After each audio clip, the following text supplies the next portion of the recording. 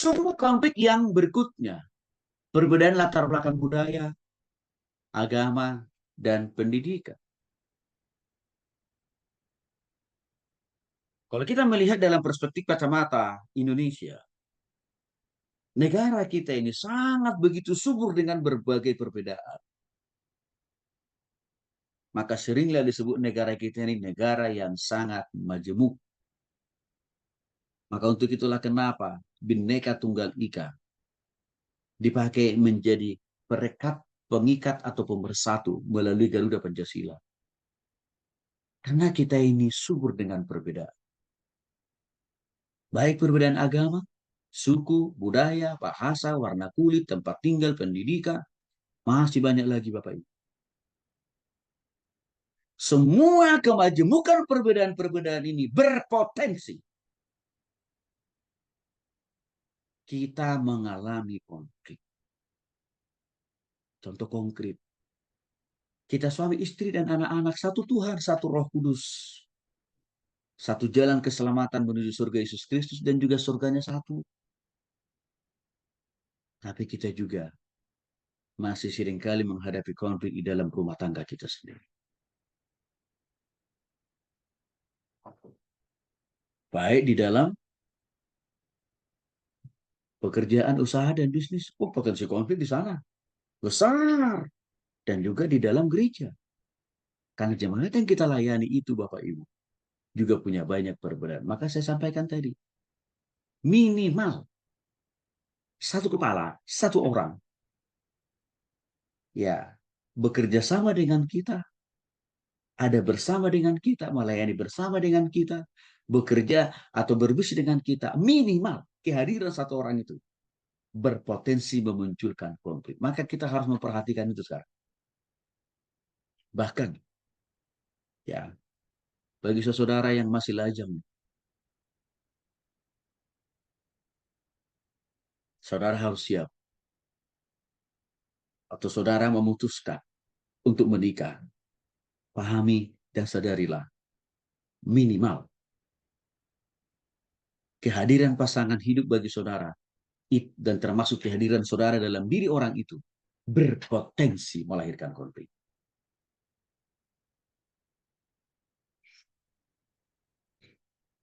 Bahkan sebelum saudara menikah, waktu berpacaran pun juga sudah banyak menghadapi konflik. Buktinya apa? Putus nyambung, putus nyambung.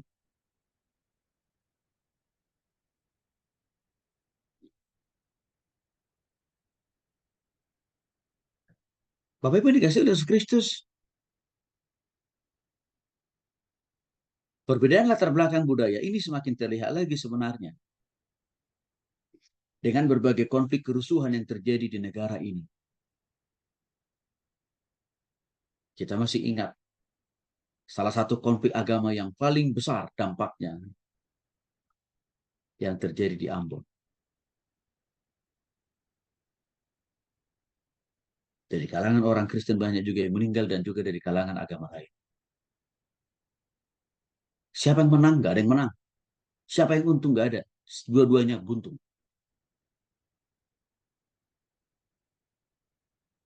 Dan konflik agama ini masih terjadi juga kok sampai sekarang. Ya, walaupun pemerintah sedikit bisa meredam. Tapi satu saat bisa muncul seperti peristiwa Ambon. Makanya kalau Bapak Ibu perhatikan di media sosial, waktu ada kemarin penolakan pembangunan sekolah Katolik di Parepare, ya itu langsung ada orang dia ngaku oknum FPI, dia mengajak para pengikut FPI untuk apa? Menjadikan Parepare itu menjadi poso kedua. Saya bersyukur orangnya sudah ditangkap. Ya, konflik agama masih subur kok di negara kita. Bahkan Bapak Ibu dikasih oleh Yesus Kristus. Sedikit saya kasih data, informasi kepada Bapak Ibu.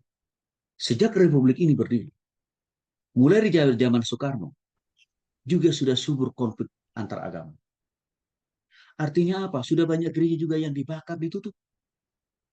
Baik dalam rejimnya Soekarno, rejimnya Soeharto, rejimnya Megawati, rejimnya Gus Dur, rejimnya SBY, Habibie apalagi, ditambah lagi zaman Jokowi. Gereja orang Kristen banyak mengalami penganiayaan karena konflik dengan agama lain. Ini bagaimana dengan zamannya Prabowo? Kita berharap dan kita berdoa mudah-mudahan tidak terjadi.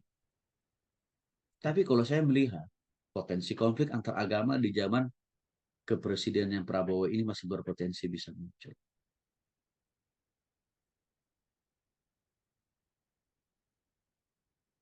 Bagaimana dengan konflik antar suku? Ini menyangkut masalah budaya. Ini juga ini juga sumber kok terjadi di Republik ini.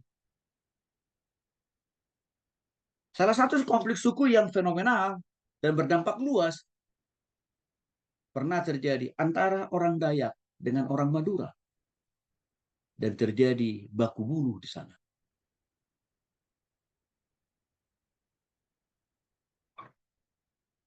Bahkan konflik di antara sesama satu suku yang sama terjadi di Papua. Nah, pasti Bapak Ibu yang ada yang di posisi di Papua tahu lah itu. Coba kita lihat. Yang diperangi separatis OPM itu siapa? Sama-sama sesaudaranya orang Papua juga. Itu udah satu suku loh. Satu kampung tuh. Berkonflik juga.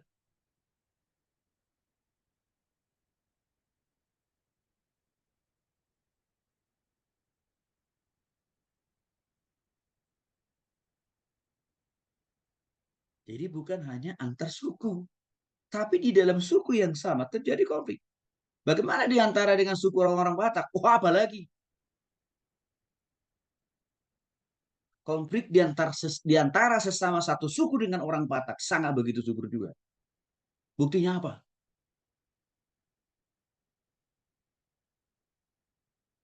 Masalah urusan paradatan. Nah, kalau Bapak Ibu yang Batak yang orang Batak pasti paham yang saya akan sampaikan. Masalah urusan adat Bapak Ibu itu bisa berantam orang Batak. Bisa ramai itu pesta, bisa batal. Hanya masalah tata cara pembagian uang atau pembagian jabar. Jabar itu artinya Bapak Ibu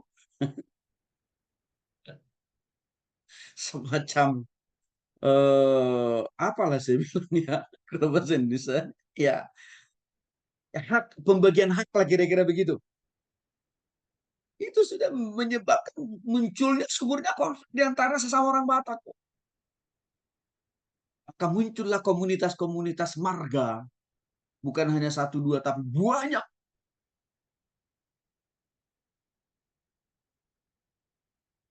Walaupun budayanya sama. Lebih konkret lagi, setiap suku dan budaya dulu selalu berpikir, bahkan sampai sekarang masih juga berpikir, orang-orang tua, kalau bisa anaknya menikah, satu suku deh. Orang Batak, kalau bisa anaknya menikah, cari orang Batak. Kalau orang Jawa, anaknya mau menikah, cari orang Jawa. Orang Cina, kalau mau menikahkan anaknya, didorong anaknya, harus orang Cina ya.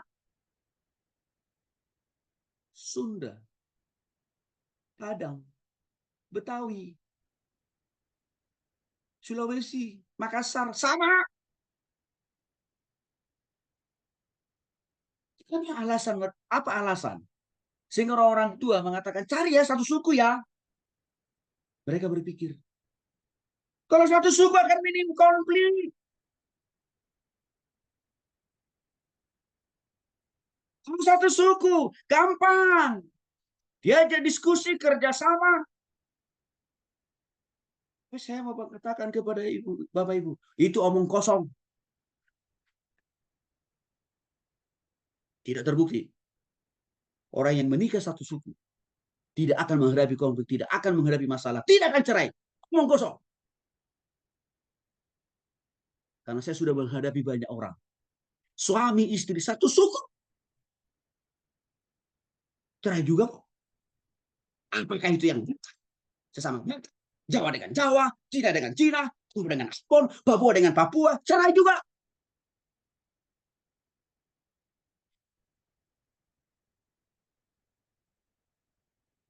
Sampai kami harus capek untuk melayani.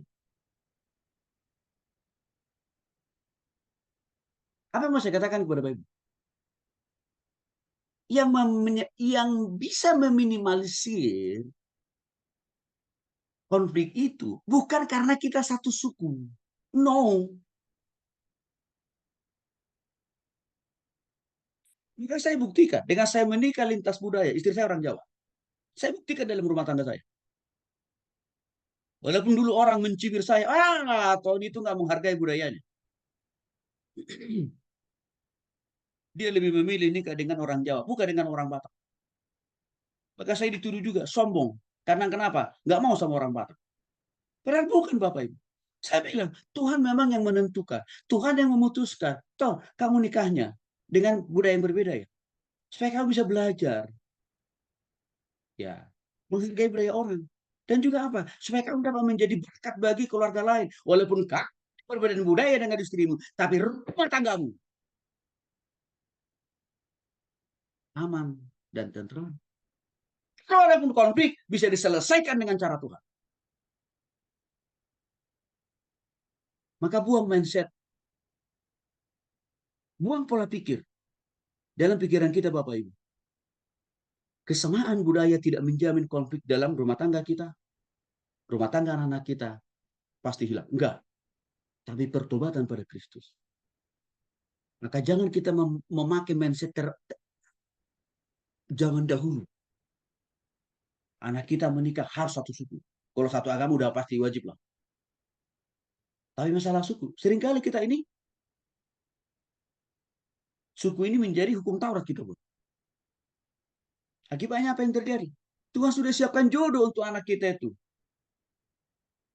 dari suku yang berbeda. Tapi karena sukunya berbeda, kita ancam anak kita itu jangan menikah. Papa mama tidak setuju. Apa yang terjadi? Jadi bujang lapuk lah kita punya anak. Gak laku-laku. Bukan karena Tuhan tidak mau kasih jodoh, bukan. Tapi karena kita mau mengatur Tuhan, mau melawan Tuhan sebagai orang tua. Orang tua harus berubah mindsetnya. Karena saya katakan tadi, kami sudah melayani ratusan rumah tangga satu suku cerai juga.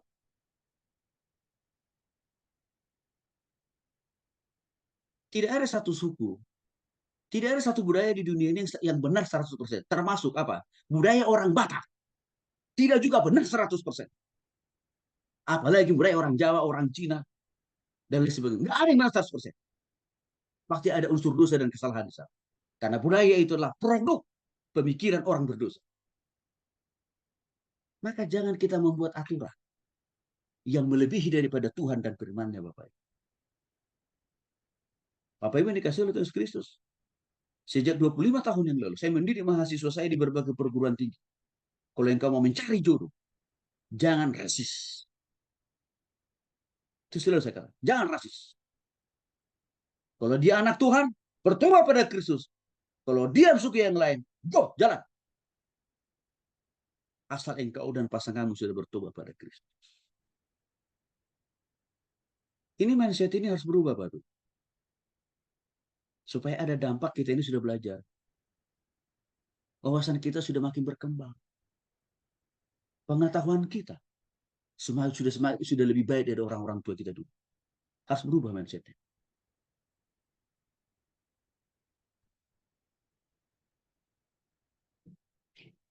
Yakobus pasal 4 ayat 1 mengatakan, dari manakah datangnya sengketa? Sengketa itu kan menghasilkan konflik dan pertengkaran.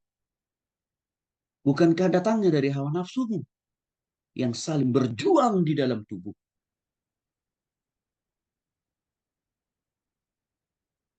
Jadi Bapak Ibu yang dikasih oleh Yesus Kristus.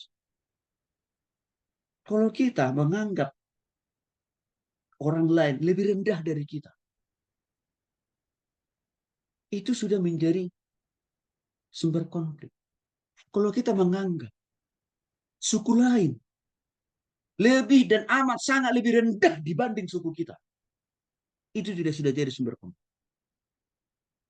Maka jangan rasis, Bapak. Kalau kita selalu menganggap agama lain lebih rendah dari kita, itu sudah jadi sumber konflik. Dan kalau mindset yang seperti itu kita pelihara di hati dan pikiran, coba bayangin Bapak Ibu. Bagaimana kehadiran kita sebagai gembala, sebagai hamba Tuhan, sebagai pemimpin? Kalau begitu mindset berpikir kita. Orang-orang yang kita pimpin itu tidak akan pernah tertarik. Karena kenapa? Kita punya pola berpikir yang salah.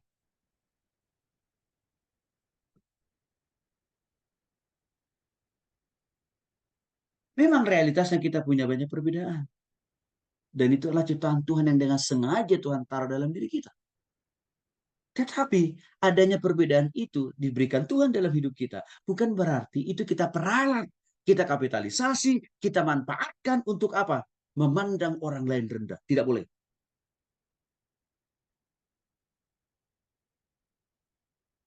Karena waktu kita punya pandangan yang picik dan sempit seperti ini, berarti itu sudah menjadi sumber konflik.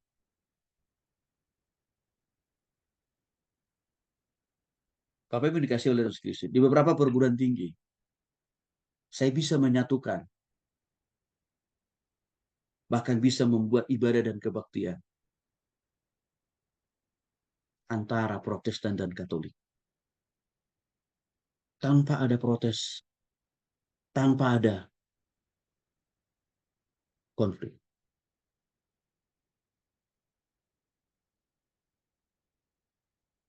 Maka jemaat yang kami layani itu Bapak Ibu 50-50. 50% latar belakangnya Protestan, 50% latar belakangnya Katolik. Dan tidak ada masalah. Mereka senang kok. Rukun. Kok bisa? Karena saya menempatkan, karena saya menghargai, karena saya memposisikan mereka sama mulianya di hadapan Tuhan. Artinya saya melihat perbedaan latar belakang budaya, agama, pendidikan. Tidak menjadi sumber konflik, tetapi menjadi sarana untuk saling melengkapi, menghargai, menghormati satu dengan yang lain. Sebagai pemimpin, sebagai hamba Tuhan, kita harus punya mindset itu. Supaya jemaat yang kita layani dari berbagai budaya, pendidikan, suku, bisa apa? Akur, rukun, betah. Itu Bapak. Sama. Di perusahaan dimanapun kita bekerja, kita harus punya mindset yang benar gitu loh Bapak. Karyawan kita itu kan beda-beda agamanya, sukunya, budaya. Jangan sampai kita rasis di sana. Hargailah perbedaan mereka itu sebagai anugerah Tuhan, di mana tugas kita adalah mengkolaborasikan supaya mereka bisa menjadi tim